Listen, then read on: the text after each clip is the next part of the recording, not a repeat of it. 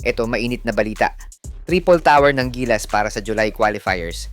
Malabo na daw mangyari dahil sa desisyon ni Kai Sotto na maglaro sa Summer League.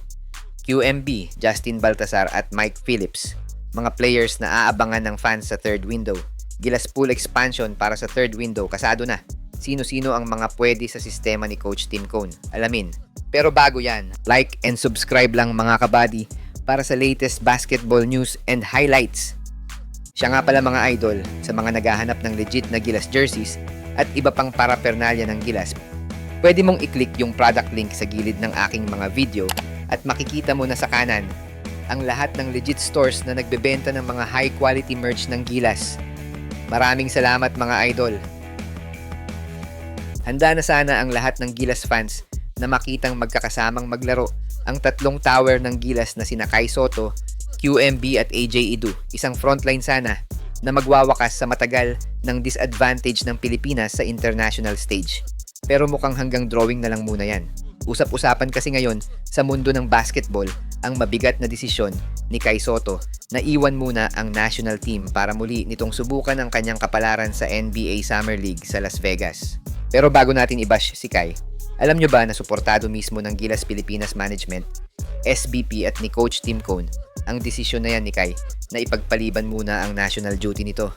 Dahil ayon mismo sa interview ni Gilas Head Coach, Coach Tim Cone, buong management ang sumusuporta kay Kai sa pangarap nito makapasok sa NBA. First of all, that we are all in favor of that NBA dream. I'm talking about the whole SVP program. I'm talking about his teammates here, the coaching staff, management. We are doing what we hope, everything we can to give him that opportunity to get to the NBA. At hindi daw kailanman naging kontra ang Gilas team sa mga desisyon ni Kai na ipagpaliban muna ang national duty nito sa Gilas. Yun naman daw talaga ang layunin ng Gilas na ma-expose ang mga players nito sa international stage para mapansin ng mga NBA scouts o alinmang liga sa mundo na magpapakilala sa talent ng mga Pinoy. Kaya para kay Coach Tim, hindi gagawin ng Gilas na pigilan ang desisyon ni Kai na makapasok sa NBA dahil kung meron naman daw talagang opportunity talaga, hahayaan daw talaga nilang i-bypass muna ni Kai ang national team para sa malaking oportunidad sa NBA. Hindi rin naman kasi magkukulang ang Gilas pool kahit na wala si Kai dahil nandyan pa naman si QMB na maganda-ganda ang ipinapakita ngayon sa KBL at si AJ Edu na always ready naman kapag tinatawag sa Gilas national team. Inaasahan din kasi na makakapasok na sa final roster sina Justin Baltasar at Mike Phillips na siyang magpi-fill sa pwesto ni Kai sa national team. Imagine 4 na big man ang bubuo sa frontline ng Gilas sa third window kahit walang Kai Sotto, panalo pa din tayo sa lineup. Ang matinding tanong na lang sa ngayon, gagalawin ba ni Coach Tim Cone ang rotation niya sa kanyang backcourt o makikita pa din natin ang tandem ni Scotty, Newsome at CJ Perez?